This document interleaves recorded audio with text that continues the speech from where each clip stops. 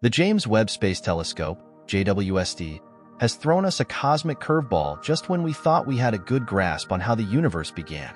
The latest finding from JWST is shocking because it calls into question everything we thought we knew about the Big Bang. What lies in the depths of space? What took place before the world began? Now that we know the answers, let's take a trip through JWST's important find of what happened before the Big Bang in today's movie. You may think you know everything about the Big Bang, but new information from the JWST has revealed mysteries about what happened before it. Before we can fully understand these results, we need to look at what the Big Bang is and how it got us to where we are now. According to the Big Bang theory, the universe started out as a very small, dense point of energy that grew very quickly. This made it possible for galaxies, stars, and other things to form. One piece of evidence for this idea is Hubble's law, which tells us why galaxies far away are moving away from us. But that's not all. We can learn about the early universe from the cosmic microwave background radiation, the number of primordial elements, and how galaxies have changed over time and where they are located. What had happened before the Big Bang, though? This question has stumped cosmologists for decades, and it may be the key to figuring out how the world came to be. There is more to the Big Bang theory than just how the universe started. It doesn't say what caused it or what came before it.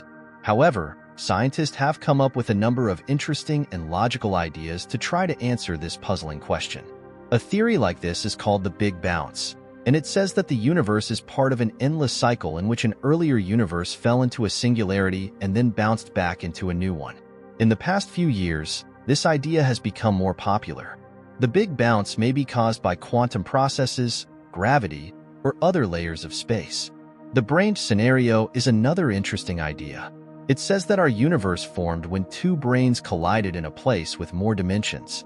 This collision set off a fast growth called inflation, which made the universe more even from the start.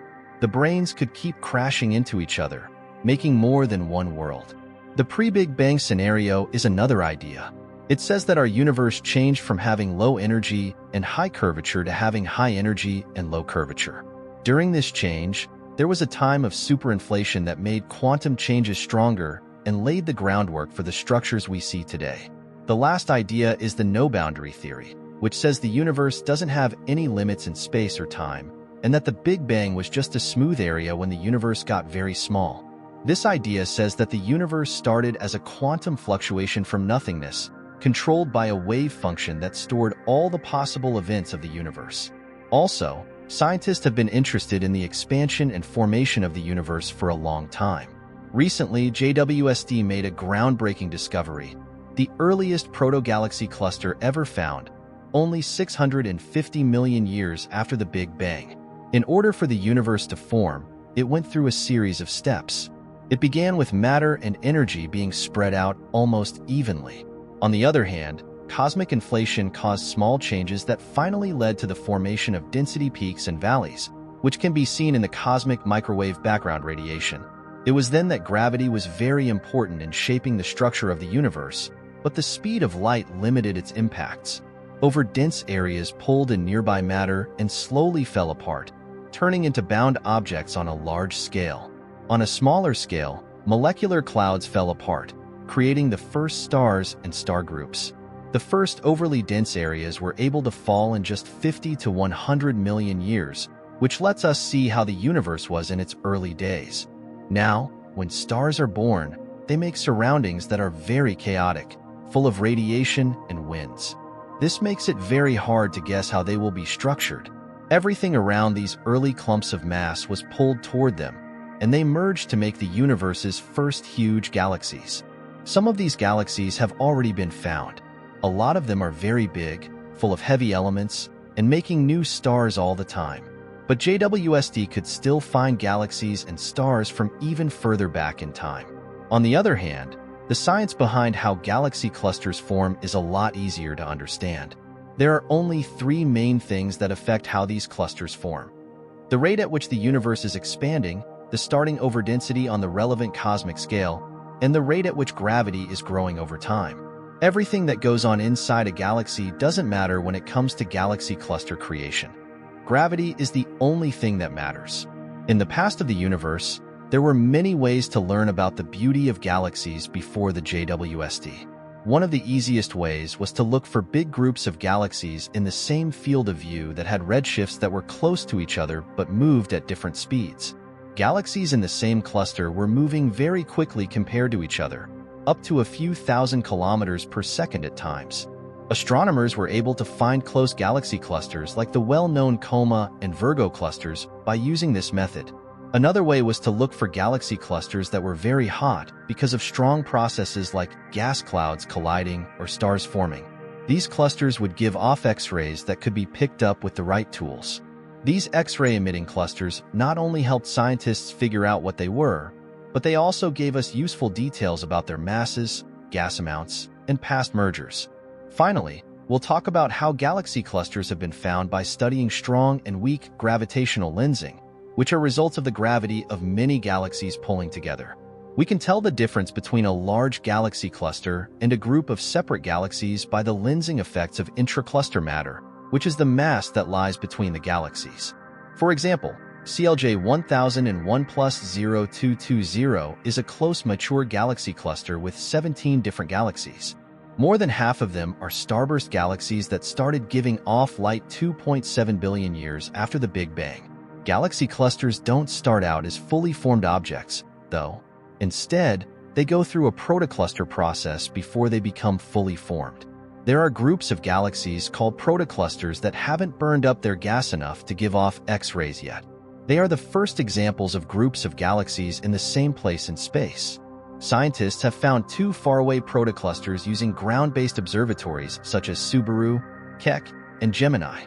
One has 44 galaxies at a redshift of 5.7, which means it was formed 1.1 billion years after the Big Bang, and the other has 12 galaxies at a redshift of 6.6, which means it was formed 800 million years after the Big Bang. Scientists found that these protoclusters were on the verge of becoming gravitationally linked. The JWST, which has the best view of the universe, is expected to break this record by going back in time to find the oldest known cluster. In the meantime, JWST's JADES, GLASS, and SEERS studies have given us more information about the Big Bang. SEERS found 4 galaxies in a small area of the sky. They were all at the same distance of 4.9 redshift, which means they were all part of the same protocluster that formed 1.2 billion years after the Big Bang. However, even deeper findings could be made in the GLASS field, which includes the foreground galaxy cluster AEL 2744's magnifying effects. By chance, 7 separate galaxies were found in the same area. They were all confirmed to be at the same redshift of 7.8, making them the oldest known protocluster of galaxies at 650 million years after the Big Bang. The name of the cluster, A2744Z7P90, comes from the fact that it was found in the lensing field of A2744 and has a redshift of 7.9. To date, this study shows the universe's farthest protocluster of galaxies. It also shows how important it is to find and confirm all possibilities for a single distant galaxy. Some of the galaxies that were found were not connected to the protocluster, and some possibilities still don't have spectra, which makes it even more important to keep an eye on them.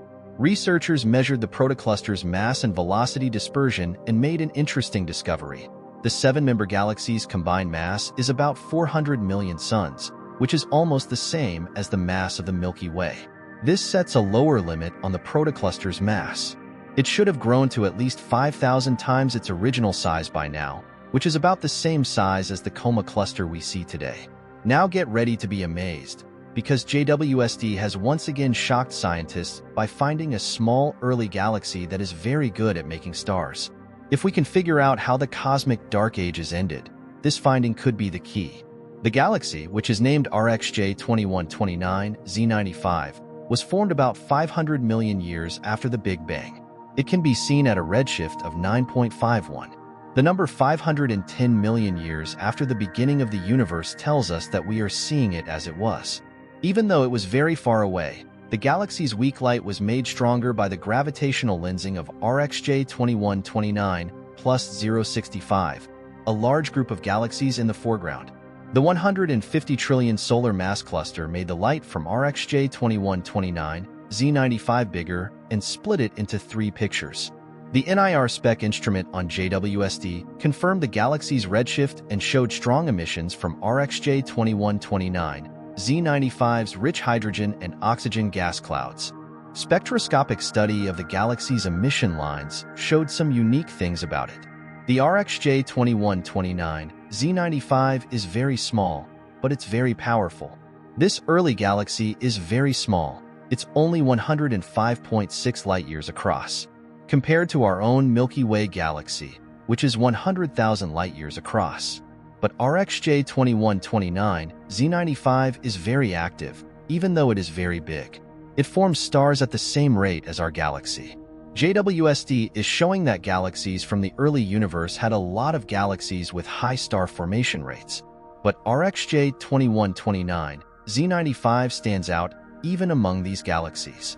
Its diameter is at least 3 times smaller than that of other galaxies, which means that a huge number of stars are being formed in a very small space. This finding backs up the idea that galaxies form in a hierarchy, with smaller galaxies forming first and then merging to make bigger ones. It's interesting that there's no sign of an active supermassive black hole at the heart of RxJ 2129 Z95. This could help us figure out how the cosmic dark ages ended. A lot of the neutral hydrogen gas in the universe became charged during this time, and no one knows why this happened. Was it radiation from black holes or bursts of star formation? Since RxJ 2129 Z95 doesn't have a black hole that can be seen, it's possible that radiation from bright young stars was the main cause that ended the dark ages.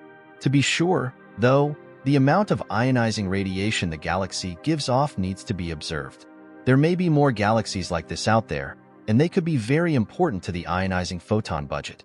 More studies of galaxies with similar redshifts are needed to learn more. Since JWST has already confirmed a number of very high redshift luminous galaxies, there will be a lot more to find soon.